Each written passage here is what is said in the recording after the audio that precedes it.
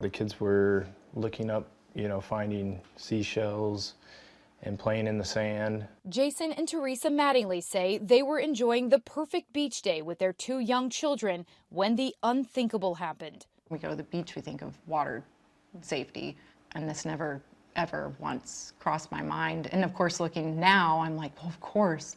And so that part's really frustrating because I'm like, man. Last month, 7-year-old Sloan and her 9-year-old brother Maddox were digging in the sand at this Fort Lauderdale-area beach when things took a devastating turn. The sand hole suddenly caved in on them. Sloan was completely buried beneath her brother. Jason, you told me this happened in an instant. It's kind of a blur, and it's probably maybe my mind protecting itself, but it just happened so fast. And in my mind, I had her in my hands, but the weight of the sand was too much.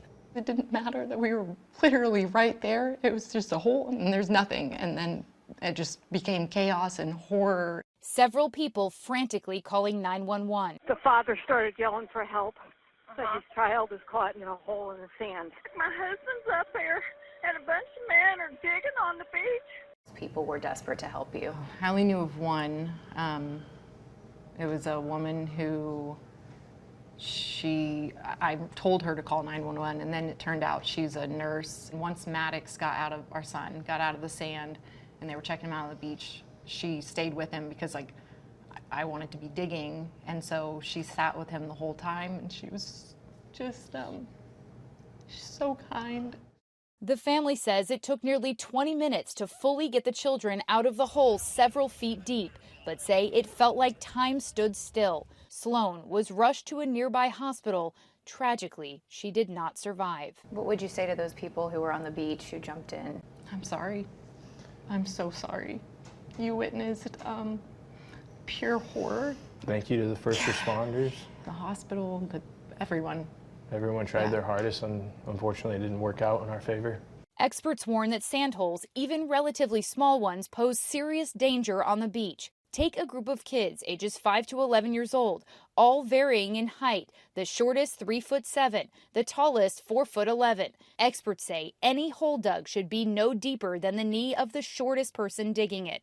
In this case, about 9 inches. Was there a lifeguard on duty on the beach, or was this just sort of an open public beach? I think it's just an open public beach. Yeah, that would be something we would like to see change if we can. Again, we don't place any blame on Lauderdale by the Sea. In a statement to ABC News, the town of Lauderdale by the Sea says that they are developing a national safety campaign, telling us we will share it with as many coastal communities as possible to help prevent another unimaginable tragedy. We're also discussing how we monitor our beach, a local ordinance to ban digging on our beach, and the best way to honor Sloan. Life is all about love, and it's about kisses and hugs and songs. Now the Mattingleys remembering their bright and vivacious daughter who loved unicorns and Taylor Swift. How do you want precious Sloan to be remembered? As a beam of light, joy. She just lived life. She would come out in the morning and she would fist pump right out of bed. Come out and just. She'd always be so happy. She wasn't into the big, take me to Disney. She was like, just come dance with me in the living room. And so we did. As other families prepare to flock to beaches for the spring break season, the Mattingleys' message through their tragedy, heartbreakingly clear. If we can do anything to save another family from going through this, whether that's signage, beach patrol, and strangers, if you see something that's dangerous, take the courage and say something.